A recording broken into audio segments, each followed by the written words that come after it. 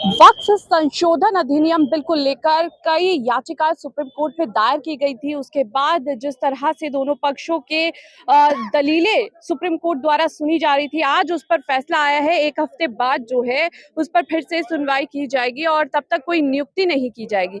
किस तरह से देख रहे हैं सर इस फैसले को आप? आज का फैसला ऐतिहासिक फैसला है, हिस्टोरिकल, और ये इस चीज़ की याद दिलाता है भारत के लोगों को भी, खास तौर से सरकार को, कि आप सत्ता के नशे में आके कुछ भी कानून बना दोगे, भारत के रूह के खिलाफ कानून बना दोगे, ऐसा नहीं हो सकता। भारत के सेकुलरिज्म के खिलाफ या संविधान के खिलाफ कानून बना दोगे, ऐसा नहीं हो सकता, क्योंकि एडजुडिकेशन की पावर ऑनरेबल सुप्रीम कोर्ट की, ऑनरेबल हाई कोर्ट की है। तो जुडिशरी एक स्तंभ है मजबूत, भारत 3 स्तंभों पर टिका हुआ है। तो आज वो बात को याद दिलाया गया है सरकार को कि 2 स्तंभ नहीं है खाली, एग्जीक्यूटिव और लेजिस्लेशन, कि आपका वहाँ पर बहुमत है तो आप नशे में आकर कुछ भी बना दोगे, सत्ता के नशे में। यहाँ पर उसका करेक्शन क्या है? करेक्शन ये है कि आप जो भी कानून बनाओगे उसका निरीक्षण तो यहीं पर होगा, उसका एडजुडिकेशन तो यहीं पर होगा। जब एडजुडिकेशन के लिए वो एक्ट यहाँ पर आया, वो अमेंडमेंट यहाँ पर आए, तो भारत की सरकार औंधे मुंह जाके गिरी और उनके पास में 2 छोटे-छोटे सवालों का जवाब भी नहीं था। जब ऑनरेबल सुप्रीम कोर्ट ने कहा कि एक एग्जाम्पल दे दिए, किस हिंदू एंडोमेंट बोर्ड में कोई गैर हिंदू है? जब भारत की सरकार से ये सवाल किया गया कि आप बताइए, आप कहते हो मुसलमानों के फ़ायदे में, एक फ़ायदा बता दीजिए कैसे फ़ायदे में? कुछ जवाब ही उनके पास नहीं था। कल से आज तक का टाइम माँगा, आज से 1 हफ्ते का टाइम माँग रही। वो लोग जो कहते हैं कि हम 2 महीने जेपीसी की मीटिंग करी, देश भर में जा-जा के करी, लाखों हमने पिटीशन निरीक्षण किया, 10 साल से हम तैयारी कर रहे थे, और रात दिन ये इस बात का डंका पीटती हैं कि मुसलमानों के फेवर में है, फलां के फेवर में है। 2 सवालों का आप जवाब नहीं दे सके ऑनरेबल सुप्रीम कोर्ट में। जी, तो एक हफ्ते का जो टाइम मांगा गया है केंद्र सरकार के द्वारा, उसमें क्या लगता है किस तरह की और दलीलें पेश होने वाली है? क्या फैक्ट रखने वाले हैं? कल 1 दिन का माँगा था, आज 1 हफ्ते का माँगा, तो ये बेसिकली इनकी भागने की स्कीम है। ये जब आदमी कोर्ट के अंदर टिकता नहीं है, तो डरता है। उसका चूँकि उनका तमाम जो अमेंडमेंट थे कुरीतियों पे बेस्ड हैं, कुतर्कों में बेस्ड हैं, तो क्या करेंगे? भागेंगे। तो ये अनदर बहाना है उनका। 1 हफ्ता क्या, वो 1 साल का भी टाइम है तो भी कुछ नहीं कर सकते। लेकिन इसको टालने की इनकी कोशिशें हैं। ऑनरेबल सुप्रीम कोर्ट इनके झांसे में नहीं आई। उन्होंने बिल्कुल एक ऐसी व्यवस्था दे दी कि इसका त्वरित न्याय हो। 5 तारीख को हियरिंग पे लगा दिया। 5 तारीख से हियरिंग इसकी शुरू हो जाएगी, बिल्कुल पूरी तरह से, और हमें उम्मीद है कि पूरे का पूरा अमेंडमेंट एक्ट ये स्टक डाउन होगा। तो अभी किस तरह से क्या स्टे लगाया गया है सुप्रीम कोर्ट की तरफ से? आगे क्या सुनवाई होने वाली है? क्या अगली तारीख दी गई है? इनका अटैक था वक्फ को छीनने का, इसलिए इन्होंने डीएम को पावर दी थी कि डीएम जिस भी प्रॉपर्टी पे वक्फ पे हाथ रख देगा, वो वक्फ पे प्रॉपर्टी नहीं रहेगी। वो स्टे हो गया। अब हर तरह का वक्फ सुरक्षित है, चाहे वो वक्फ बाय यूजर है, वक्फ रजिस्टर्ड है, अनरजिस्टर्ड है, नोटिफाइड है, एस्टेब्लिश्ड है, किसी तरह के वक्फ में कोई छेड़छाड़ नहीं कर सकते। डीएम की पावर भी स्टे हो गई अपने आप उसी से। वक्त पूरे का पूरा बच गया।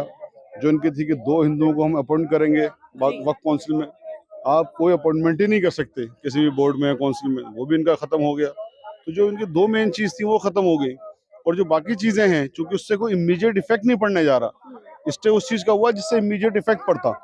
बाकी चीजों के जो इफेक्ट हैं वो बहुत बाद में पड़ेंगे, तो बहुत बाद में पड़ने वालों से चूंकि अभी फर्क नहीं पड़ रहा, इसलिए उसको समाप्त के लिए रख लिया पूरे उसको अमेंडमेंट को। तो हमें उम्मीद है पूरे का पूरा अमेंडमेंट जाएगा। ये वक्फ बोर्ड के कॉन्सेप्ट को मैं समझना चाहूंगी, क्योंकि जिस तरह से वक्फ बोर्ड बाय यूजर की बात कही गई है, उसमें क्या कॉन्सेप्ट नजर आता है कि उसको चेंज करने की जरूरत आन पड़ी? सुप्रीम कोर्ट ने कल, ऑनरेबल सुप्रीम कोर्ट ने बात कही कि वक्फ बाय यूजर एक वैलिड वक्फ है। ऑनरेबल सुप्रीम कोर्ट ने इवन प्रीवी काउंसिल ने ये व्यवस्था दी है बार बार कि वक्फ बाय यूजर वैलिड है। आप इसे कैसे खत्म कर सकते हो? आप खत्म नहीं कर सकते। वक्फ तो मुसलमानों की प्रॉपर्टी है ना, मुसलमानों के लिए है ना, आप कैसे उसके अंदर वो कर सकते हो? तो पूरी तरह से ये जो व्यवस्था है, ये आज भारत के संविधान की जीत है, बाबा साहेब की जीत है, देश की जीत है, देश की गंगा जमनी तहजीब की जीत है, देश की डेमोक्रेसी की जीत है। जी। और जिस तरह से हम देख रहे हैं बंगाल में जिस तरह से ममता बनर्जी पर भी सवाल उठ रहे हैं कि वो उस अहिंसा जो सड़कों पर उतर आए हैं लोग, उसको रोकने में सक्षम नहीं है, उसको कैसे देख रहे हैं? क्योंकि ये सिर्फ वक्फ बोर्ड के अमेंडमेंट के बिल के बाद स्टार्ट नहीं, हुआ है। वो जो हिंसा वहां पर हुई है वो प्रायोजित है मेरे ख्याल से भारतीय जनता पार्टी के द्वारा, क्योंकि वहां पर कोई हिंसा करने का मतलब इसलिए नहीं होता कि जब ममता जी ने कह दिया कि वहां पर लागू नहीं होने देंगे हम ये, तो जब वहां पर वक्त अमेंडमेंट लागू ही नहीं होने थे तो वहाँ हिंसा होने का, प्रोटेस्ट होने का क्या मतलब था।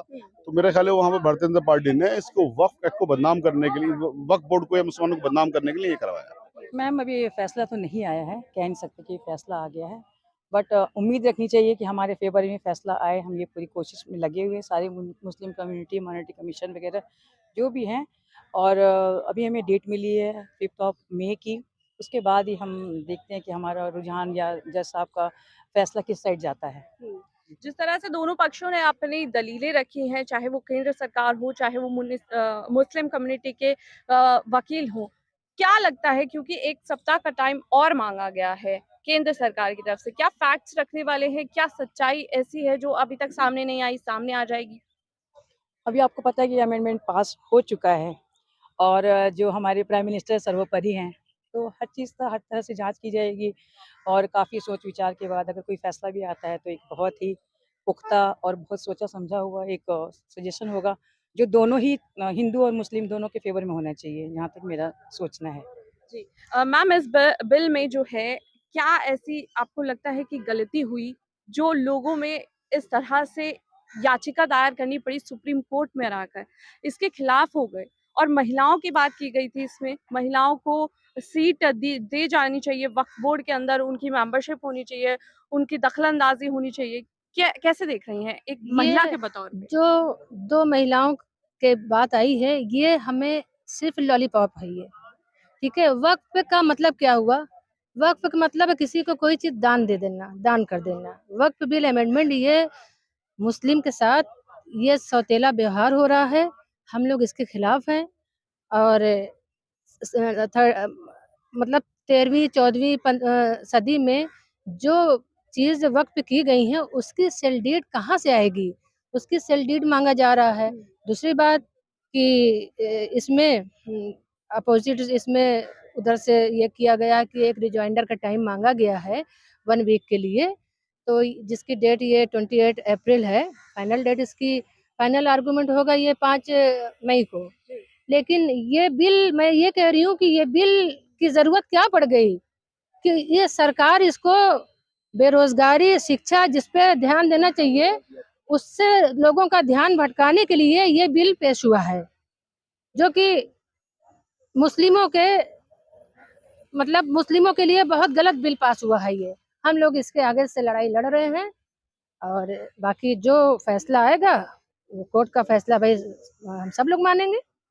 वक्फ बोर्ड की किस तरह से आप जिम्मेदारी या फिर कहे भूमिका आप देख रही हैं इसमें, क्योंकि वक्फ बोर्ड पर भी ये इल्जाम लगाया है कि उन्होंने कब्जा किया है जमीन पर और उसके अंतर्गत जो है करप्शन बहुत ज्यादा बढ़ रहा है। कुछ नहीं, कोई कब्ज़ा नहीं किया गया है। वक़्फ़ पे जैसे कि होता क्या था कि जैसे कई लोग सिंगल रहते थे घर में, उनके पास बहुत प्रॉपर्टी होती थी, तो वो सोचते थे कि हमारे आगे-पीछे कोई नहीं, ना मेरी कोई औलाद है, संतान कोई नहीं है, तो वो उसको अपने मतलब कहते हैं ना कि एक मुसलमानों में कहते हैं, मुस्लिम में कि ये आखिरत के लिए उन्होंने बनाया कि इसको सवाब-ए-ज़रिया जिसको कहते हैं।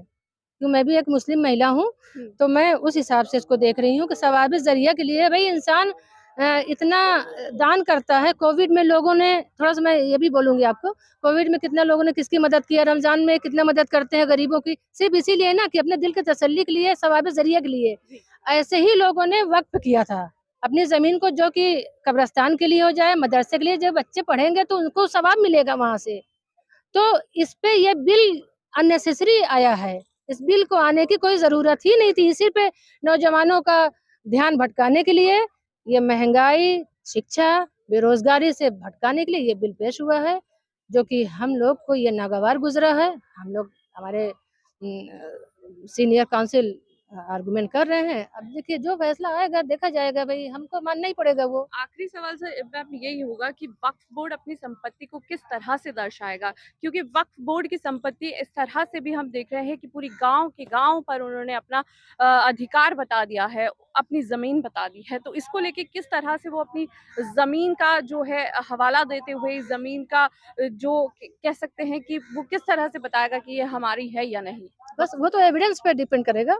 एविडेंस है भई, कोर्ट एविडेंस माँगता है, एविडेंस होगा तो इंशाल्लाह हम लोग जीतेंगे।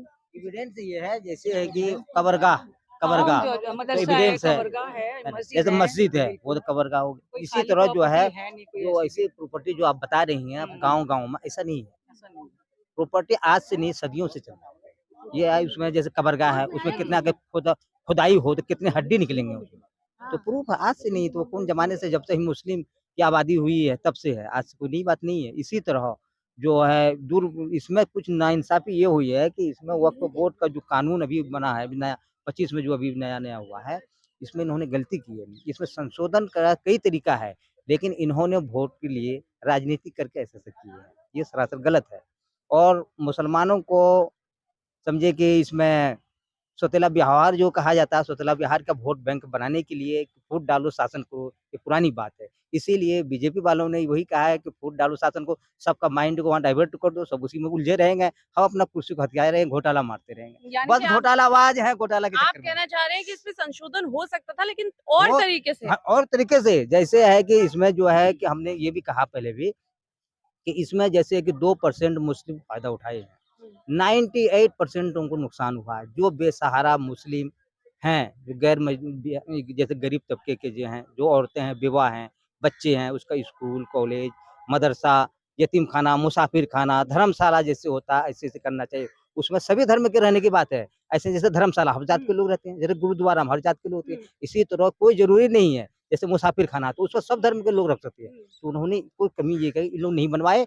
ये लोग जो 2% मुस्लिम जो ज़िम्मेदार हैं, सेक्रेटरी, प्रेसिडेंट, चेयरमैन के वो लोग घोटाला मारे, जिसका नतीजा ये है कि आज ये दिन देखना पड़ रहा है। बीजेपी को ये मौका मिल गया, इसका नाजायज़ फ़ायदा उठा के इन्होंने करे। इसके ज़िम्मेदार वो लोग हैं, 2% मुसलमान, जो कि इसका दुरुपयोग किए हैं। उन लोगों को चाहिए कि इसका मुआवज़ा आज तक का जोड़ के जो भी होता है इंटरेस्ट के साथ वो वक़्फ़ करें। जैसे वक़्फ़ आपने ये क्या है, बात कही वो है वक़्फ़ करना चाहिए, एक जो सेकंड कि आपने ये बेसहारा बात मुसलमान कही है दिया। तो ये सवाल भी उठना लाजमी है सर जिस तरह से बंगाल की स्थिति अभी हम देख रहे हैं वहां पर भी ये कहा जा रहा है कि वक्फ की संपत्ति पे बांग्लादेशी लोग किस तरह रह रहे हैं नहीं, वो ये तो ये घुसपैठे बांग्लादेशी की वो बात इल्लीगल बात नहीं करूँगा। माइग्रेंट्स बांग्लादेशी कैसे की आ बात गए जो कर रहे हैं, बांग्लादेशी को बढ़ावा कोई दिए, ममता बनर्जी ने दिए। तो वो ममता ममता ममता बनर्जी ज़िम्मेदार है, हम नहीं है, आप नहीं है।